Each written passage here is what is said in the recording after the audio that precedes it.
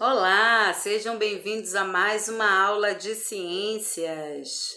Eu sou a professora Carla Lucas, do Instituto Santa Terezinha. Vamos começar nossa aula? Bem, crianças, eu vou tirar a minha imagem daqui e vou deixar livre aqui o espaço para que vocês possam observar os slides, ok? Vamos lá começar. Bem, e nós vamos começar na página 19, falando sobre circuitos elétricos, ok?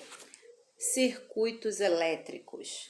Bem, vamos imaginar aí, vamos observar essa imagem, né? Nós temos uma televisão e o tablet, ambos estão ligados, e a pergunta vai: os aparelhos da imagem funcionariam se a gente tirasse da tomada, tirasse ali a energia elétrica deles? Aí você deve estar se respondendo em casa dizendo: não, né, professora? A televisão tirou da tomada, ela desliga automaticamente. O tablet, ele precisa estar com a bateria carregada, né? Estar carregado. E aí, depois que descarrega, vai precisar da energia elétrica, né?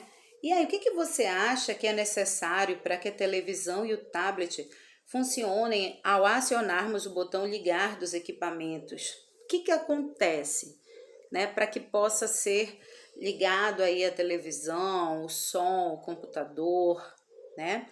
A gente precisa que esses equipamentos estejam ligados a uma fonte elétrica, né?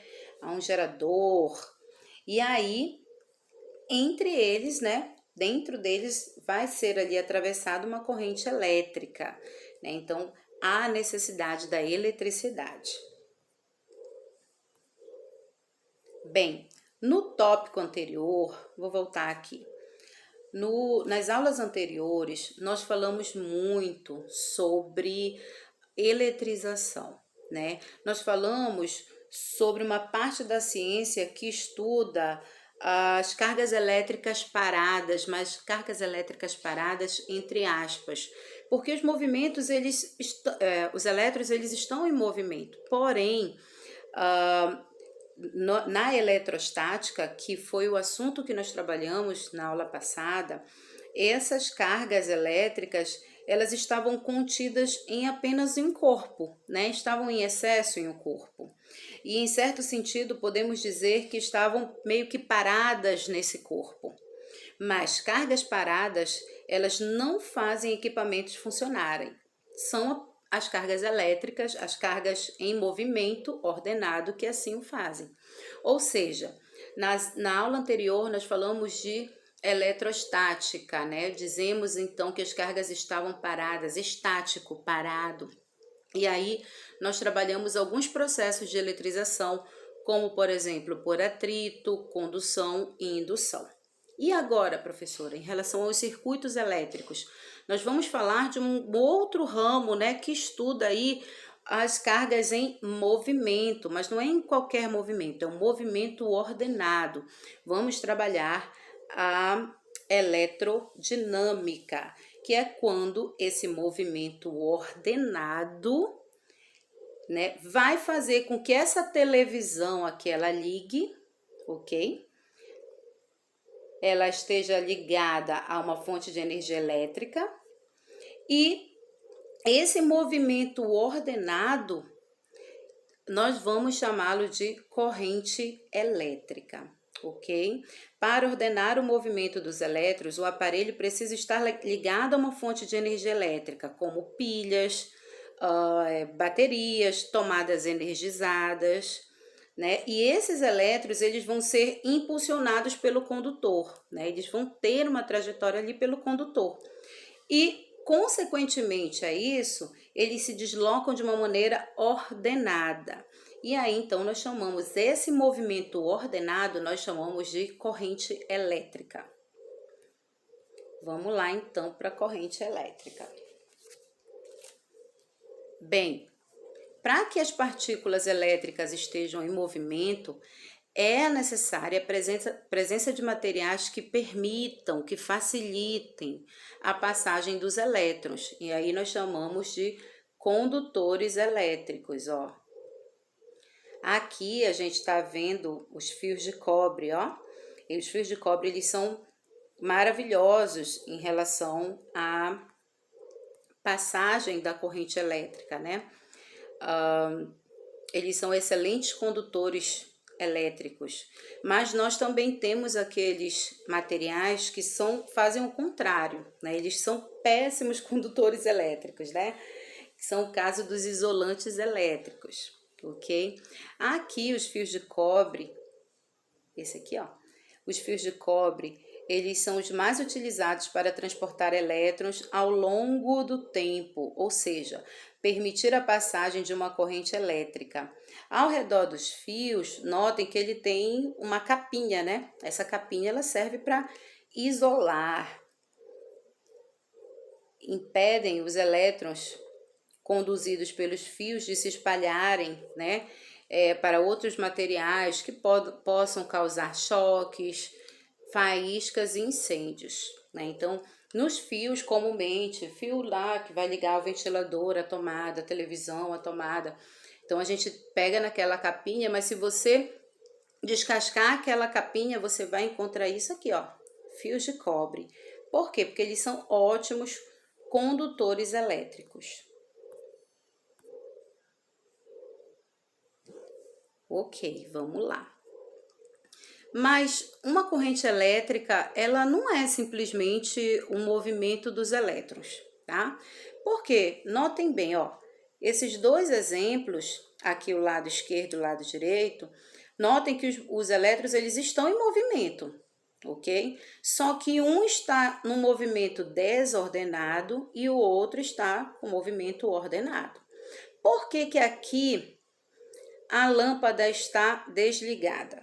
Porque, na verdade, nesse momento, o interruptor, notem, olha aqui o interruptor, abriu o circuito e as cargas elétricas, elas estão num movimento desordenado, né? Então, abriu-se o sistema, abriu-se o circuito, não há ali algo que vá ordenar esse movimento dos elétrons, então uma vai para a direita, outra vai para a esquerda, uma vai para cima, outra vai para baixo, e não tendo essa ordem no movimento, não gera corrente elétrica.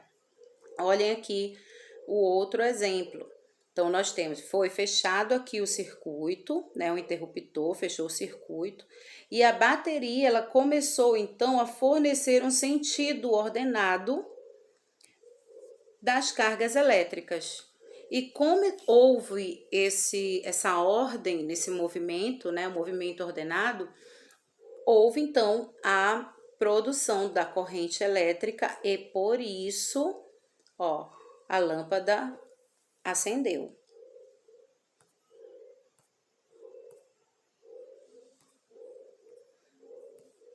Vamos lá, deixa eu ir passando aqui.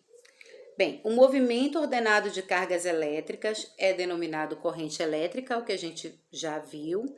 Bem, tipicamente esse movimento é dos elétrons que são carregados, são cargas de sinal negativo.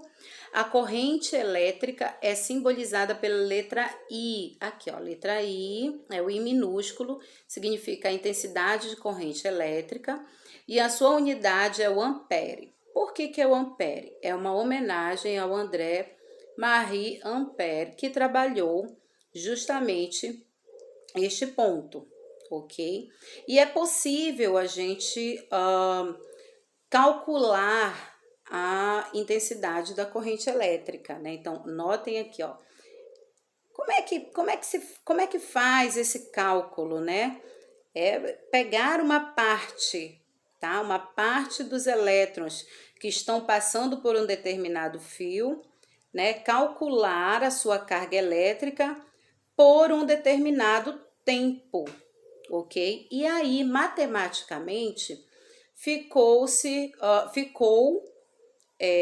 fechado nesta fórmula: intensidade da corrente elétrica é igual à carga elétrica dividida pelo tempo. Ai, professora, mas como é que eles chegaram nessa fórmula, né? Vamos fazer uma analogia, vamos imaginar uma outra situação, né? Vamos imaginar, no livro de vocês, na página 21, lá embaixo tem uma rodovia, uma imagem de uma rodovia com vários carros, né? E aí, a gente pode imaginar, por exemplo, vou dar uma lida aqui para a gente poder chegar nesse exemplo. Diz assim: é comum escutarmos que o fluxo é de 2.000 veículos a cada hora. Mas como é feito esse cálculo? Bem, a ideia é simples. Os órgãos responsáveis pela rodovia contam o número de veículos que passam no trecho no intervalo de 15 minutos e fazem o cálculo proporcional para 1 hora. Então, é algo muito parecido com o que está acontecendo aqui. Ele vai calcular, olha, aqui está o fio, a extensão toda do fio, mas ele não precisa calcular toda a extensão do fio, todo o comprimento do fio. Ele pega apenas uma parte, ó, e vai calcular, e depois ele vai contar, né? Vai calcular e depois ele vai fazer o cálculo proporcional para o tamanho todo do fio, ok? Vamos lá então. A intensidade da corrente elétrica é determinada de maneira semelhante, tá? A esse exemplo que a gente falou aqui da rodovia. Então, por exemplo, se em 1 hora passa 2.000 veículos nessa rodovia, né? Em 15 minutos vão passar quantos carros? Vão passar 500 carros, tá? E nesse caso você queira se aprofundar um pouquinho mais nesse cálculo, você faz aí uma regra de 3, ok? Vamos lá. Então, a unidade, né, no sistema internacional da intensidade da corrente elétrica é o ampere. Ele é representado pela letra A maiúscula. A carga elétrica é coulombs e o tempo vai ser em segundos, ok?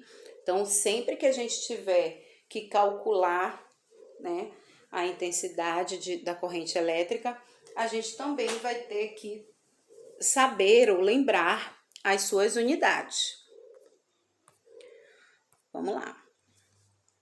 Bem, e todas as vezes que acontece aí a corrente elétrica, né? Quando a corrente elétrica passa por um fio, nós vamos observar alguns efeitos. Um deles é o efeito térmico ou Joule, que é a passagem dos elétrons no interior do material, que vai provocar a agitação dos átomos e aí vai ter o seu aquecimento.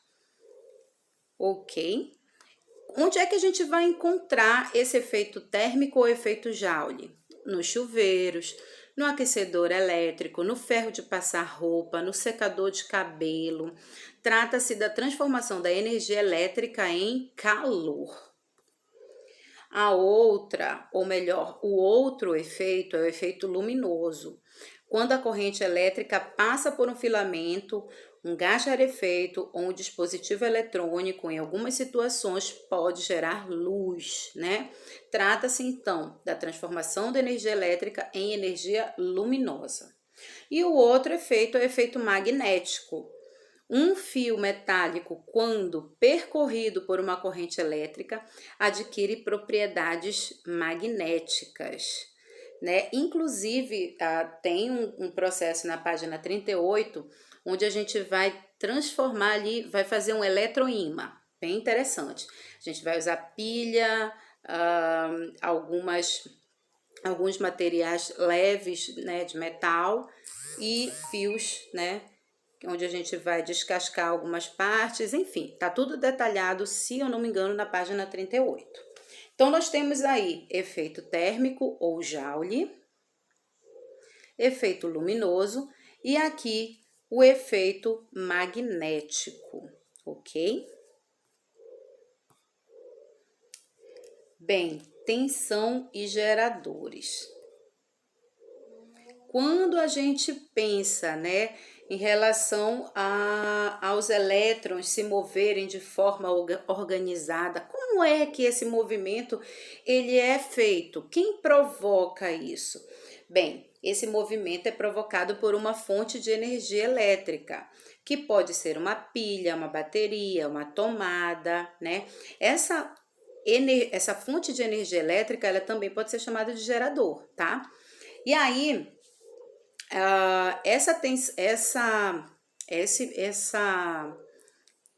esse movimento, né, que vai provocar, perdão, esse momento que vai provocar o movimento, nós chamamos de tensão elétrica, tá? A tensão elétrica, ela também pode ser chamada de DDP, diferença de potencial, que faz com que as cargas elétricas, os elétrons e os íons, se movimentem ordenadamente. Então, para que haja esse movimento, eu preciso de uma tensão elétrica. Mas como é que eu posso entender o que é tensão, professora? Está tão distante. Vamos lá, vamos imaginar aqui essa bola, tá? A gente vai usar o exemplo da bola para que a gente possa entender, ok? Vamos imaginar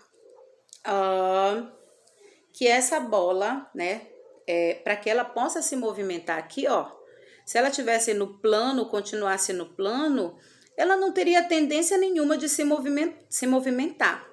Mas quando há uma diferença de altura, olha aqui, ó, uma diferença de altura, as coisas mudam. Porque se houver aqui, ó, a tendência do movimento, é mais fácil acontecer para baixo do que no plano, não é verdade?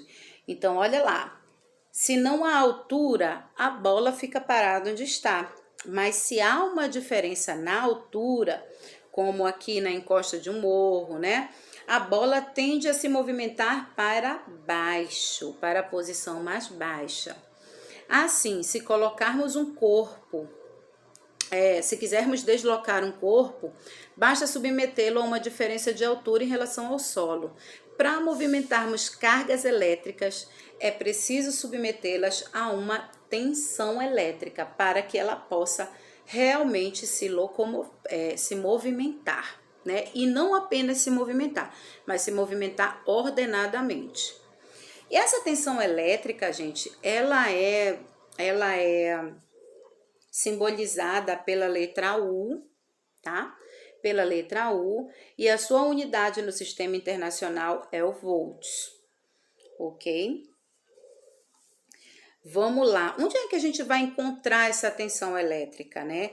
Medida em volts. Por exemplo, quando você vai comprar uma pilha, você vai ver quanto é que está ali a sua tensão, 1,5 volts. Na bateria de carros, né? 12 volts. Nas tomadas, aí você vai comprar aquele aparelho, né? Que aí você vai ver se ele é 127 volts ou se ele é 220 volts. É por isso que ao ligar o equipamento elétrico a essas fontes de energia, que são chamadas de geradores, há a passagem de uma corrente elétrica. Todas as vezes em que um caminho fechado, né, em que há um caminho fechado para a corrente elétrica percorrer, nós vamos dizer que ali foi formado um circuito elétrico. Para ter um circuito elétrico, eu tenho que ter uma corrente elétrica passando ali, ok? Aqui do outro lado, você está vendo a pilha de volts, a pilha de volta. Foi um dos primeiros dispositivos a transformar energia química em estática. As primeiras pilhas foram desenvolvidas em 1800 pelo italiano Alessandro Volta. Ele construiu um dispositivo composto de discos de zinco e cobre. Aqui, ó, aqui, cada um é zinco, cobre, e entre eles existia um tecido umedecido com solução ácida. A reação química entre o ácido e os discos de metal retiravam elétrons do cobre, causando um acúmulo de elétrons no disco de zinco. Essa diferença de cargas produzia uma tensão elétrica e quando um fio era conectado ao dispositivo, surgia então uma corrente elétrica e por isso esse dispositivo ficou conhecido como a pilha de Volta. Vamos falar de resistores. Resistores, o que essa palavra, né, nos remete quando a gente ouve, né? Resistores, resistir. Isso mesmo, resistir. Vamos lá. Mesmo os materiais condutores, né, como é o caso aqui, ó, do ouro, né, do metal, do cobre, do ferro, mesmo os materiais condutores, eles podem oferecer um certo grau de dificuldade para a passagem da corrente elétrica. Esse grau de dificuldade se chama resistência elétrica, a qual é determinada pela maneira como os átomos e moléculas do material estão organizados e ligados entre si. Então, aqui a gente está vendo, por exemplo, que tem o elétron, o átomo, e essa parte aqui vermelha que a gente está vendo é a trajetória dos elétrons. Aqui a gente está vendo um esquema da trajetória dos elétrons decorrentes da resistência oferecida pelos átomos de um material. Notem que esses átomos, esses elétrons, na verdade, eles não estão com um movimento tão facilitado, né? Um vai para cima, outro vai para baixo, outro vai para cima, outro vai para baixo. A trajetória deles é toda meio que irregular, não está tão ordenado assim. Por quê? Porque vai depender da resistência do material, ok? Quanto maior a resistência, maior vai ser a dificuldade da passagem desses elétrons. Quanto menor a resistência, mais fácil vai ser para esses elétrons se movimentarem, ok? E aí, existem materiais, como é o caso aqui dos condutores elétricos, ó, eles facilitam essa passagem da corrente elétrica, ok? Eles têm baixa resistência. Então, como eles têm baixa resistência, eles são considerados condutores elétricos, pois eles facilitam a passagem da corrente elétrica. É possível eu calcular a resistência elétrica? Sim, é possível, através dessa equação conhecida como a lei de Ohm, tá? Resistência, ela é representada pela letra R maiúscula, ok? E a unidade dela é a letra grega ômega, e o nome, né, é Ohm, em homenagem ao George Simon Ohm. Então, a resistência é igual à tensão elétrica, que é representada pela letra U, e a tensão elétrica, a unidade dela é V maiúscula, que significa volts, nós falamos ainda agora, dividida pela intensidade da corrente elétrica, que a unidade dela é representada pela letra A maiúscula, que se chama amperes, ok? Resistência é igual à tensão dividida pela intensidade da corrente elétrica. Nós vamos fazer esses cálculos? Sim. Por isso que nós estamos passando aqui a fórmula, a unidade, e depois nós vamos trabalhar, né, os cálculos propriamente ditos. Assim como nós temos os condutores elétricos, que são aqueles que facilitam a passagem da corrente elétrica, nós temos os que dificultam, que é o caso dos isolantes térmicos, é o caso do plástico, da borracha, da madeira. Então, eles dificultam aí essa passagem dos elétrons, né? E eles têm uma alta resistência elétrica. Você sabia que, dependendo do tamanho do fio ou da espessura do fio, a resistência pode ser modificada? Então, quanto maior for o comprimento do fio, quanto mais longo ele for, maior será a sua resistência, ok? Quanto mais longo for o fio, maior vai ser a sua resistência. E quanto maior a espessura, tá errado aqui, tá, gente? É maior, não é menor. Quanto maior a espessura do fio, quanto mais grossinho for o fio, né? Menor será a sua resistência. Então, não é apenas ser condutor ou isolante, lógico que isso influencia, mas também o comprimento e a espessura. Se ele é muito fino, ou se ele é muito grosso, se ele é muito longo ou se ele é mais curto, vai influenciar na resistência. Então, quanto maior o comprimento, mais longo o comprimento do fio, maior será a resistência. E quanto maior a espessura do fio, menor será a sua resistência. Nossa, vamos lá. Página 27 e 28, nós vamos trabalhar na próxima aula, ok? E também na próxima aula eu vou falar de um trabalho que nós vamos encontrar aqui no livro, tá ok? Mas aí eu explico melhor durante a aula. Queridos, muito obrigada por tudo e a gente se encontra na próxima aula. Tchau!